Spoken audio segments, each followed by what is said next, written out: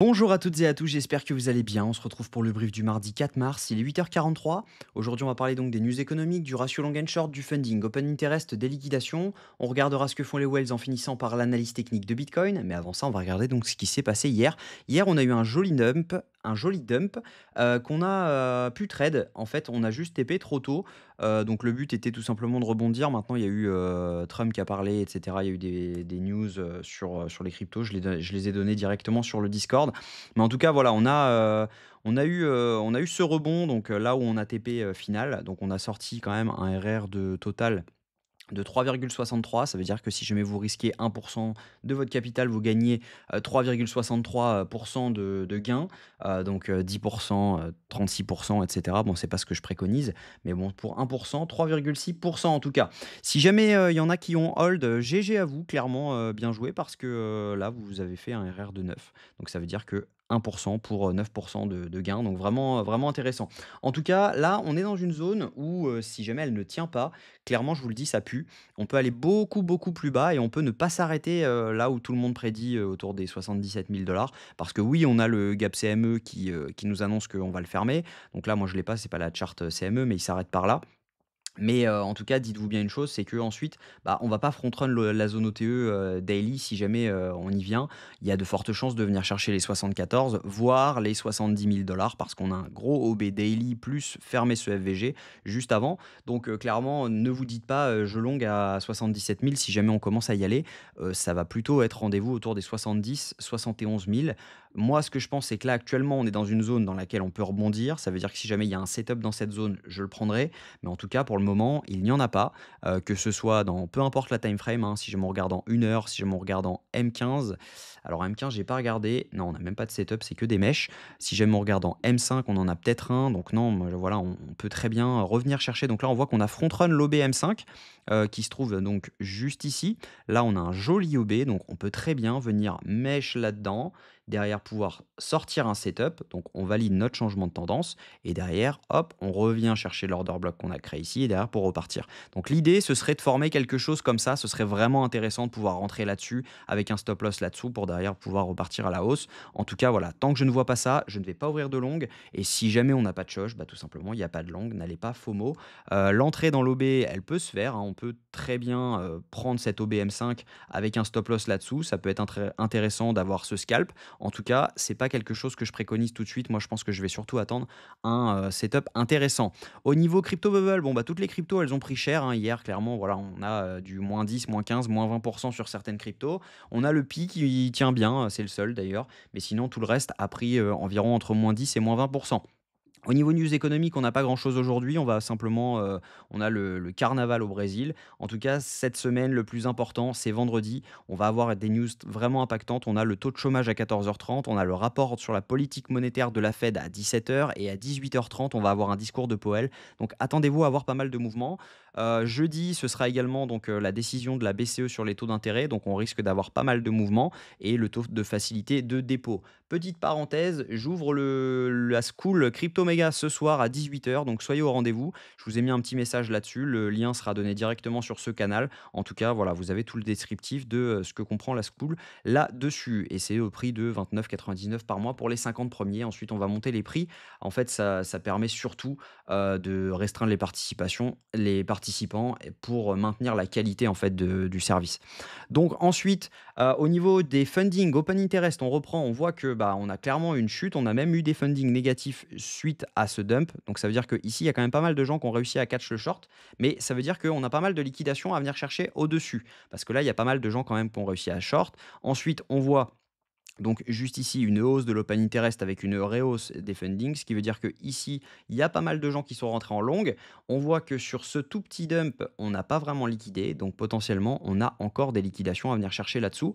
Donc, à mon avis, c'est une question de temps avant de venir chercher tout ça. Je pense que voilà, on n'est pas sur un bottom encore, même si ça peut y ressembler, on n'est pas encore, à mon avis, sur un bottom. On peut très bien soit mèche là-dessous et derrière pouvoir repartir, si jamais on avait un setup, bien sûr, soit, à mon avis, voilà, ce n'est pas le bottom, on peut aller beaucoup plus bas parce que vous l'avez vu, on a front run quand même une zone intéressante.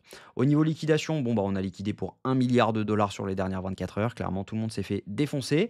Et si jamais on regarde au niveau total, hein, si jamais je réactualise, parce que là, on n'est pas du tout sur le bon, Donc ça, c'est sur CoinAlyse, c'est pour simplement voir exactement ce qui se passe sur tous les exchanges confondus. Donc même chose, hein, à mon avis, on va pas voir grand-chose au niveau, donc hop, on va mettre ça.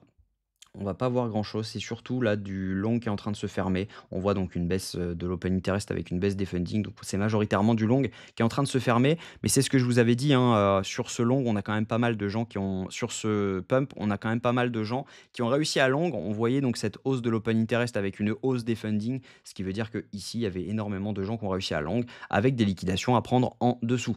Au niveau, liquidation, on a toujours ce cluster à venir chercher autour des 95 246 $. Bon, c'est pas pour tout de suite, il va falloir vraiment attendre le setup dont je vous parle. Mais en tout cas, voilà, on a ces liquidations à venir chercher et on en a énormément encore à la hausse. Donc, ça reste quand même positif. Mais voilà, on voit que dans cette zone-ci, autour des 81 300 $, on a encore du monde à venir chercher. Donc, c'est pas impossible de venir les chercher. Si on regarde la liquidité map, on voit que bah, on a vu ces ordres hier qui ont défendu. C'est ce qui a fait que je suis rentré sur ce short avec 1% au lieu de 0,5 comme en théorie, parce que les datas étaient quand même bull. Mais voilà, au niveau de ces datas-là, c'était vraiment bear. C'était compliqué de passer cette zone parce que c'était clairement protégé. Et là, on voit qu'ils cherchent encore à protéger cette zone et là également. Donc, à mon avis, ça va être compliqué d'aller beaucoup plus haut dans l'instant T. Si on regarde ensuite et qu'on dézoome un petit peu, on voit qu'on a des ordres donc à venir chercher autour des 79 000 $ et sinon ça continue autour des 80 000 $. Donc pas vraiment de grandes choses intéressantes là-dessus. Au niveau de ce que font les whales, on a encore cet indicateur qui bug. Il va falloir que je le remplace et je vais trouver autre chose parce qu'il bug un jour sur deux. Au niveau technique, donc ce que je pense, c'est qu'on peut aisément venir chercher cet order block des 81 700 $.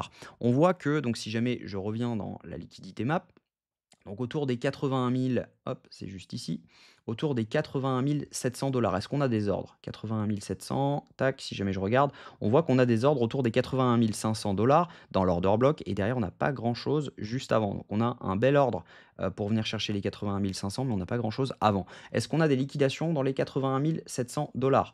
On voit que le gros pic de liquidation ici, il se termine hein, autour des 81 900 $. Derrière, on n'a pas grand-chose là-dedans. Donc c'est derrière ensuite aux 81 300 $ que ça continue. Donc si jamais je me mets, hop, juste là, comme ça, à mon avis, il faut vraiment attendre un setup parce que on n'a pas grand-chose qui permet de stopper le prix là-dedans, mis à part la technique. Donc ça veut dire qu'il est probable de venir faire quelque chose comme ça. Derrière, on continue notre dump et tant qu'on n'a pas un changement de tendance, clairement, ça ne sert à rien de rentrer parce qu'on peut très bien avoir quelque chose qui nous fait on mèche dans l'OB, derrière on revient, on valide notre changement de tendance, on repart ensuite, là on repart comme ça et on fait ça. Et là, ça serait intéressant de rentrer juste ici. Mais en attendant, tant qu'on ne voit pas quelque chose comme ça ne sert à rien de rentrer. Donc je reste bullish pour le moment tant qu'on ne clôture pas, sous les 78 200 $. En tout cas, si jamais on commence à aller dessous, la prochaine zone de longue vraiment d'intérêt, parce que là on voit qu'on avait mèche là-dedans, je pense pas que ce soit la fermeture de ce gap et 77 000 $. Je pense que c'est vraiment le FVGH4 ou l'OB Daily. Donc à mon avis, c'est l'OB Daily plus le FVGH4 parce qu'on reviendrait clairement le fermer et donc également dans l'OB Daily. La zone OTE, et à mon avis, c'est les dernières liquidations qui se trouvent là-dedans parce que il n'y a pas grand monde, à mon avis, qui a tenu jusqu'ici pour avoir son stop loss à moins 30%. Donc il y a peu de gens, à mon avis, qui ont la majorité des gens sont rentrés en milieu de range. Donc ça veut dire qu'on a un stop loss potentiel qui serait autour des moins 34%. Donc ça veut dire que même avec un levier de 3, vous faites liquider. Donc en théorie, cette zone devrait tenir. Donc voilà, j'espère que ce plan vous plaît. Dites-moi ce que vous en pensez, vous, en commentaire. Quel est votre plan? En tout cas, moi, voici le mien. Tant que je ne vois pas de setup de longue, je ne longue pas. Et si jamais ça vient à casser, je trouverai un setup de longue dans cette zone-ci. En tout cas, il n'y a pas de short à ouvrir pour l'instant. Je vous souhaite une très bonne journée. Si cette vidéo vous a plu, je vous invite à la liker, à commenter du coup ce que vous en pensez, à vous abonner si jamais ce n'est pas encore fait, et à rejoindre le Discord. Pour rappel, je lance l'école ce soir. Donc voilà, très bonne journée, à ce soir pour donc l'ouverture de l'école. Bonne journée demain, à demain.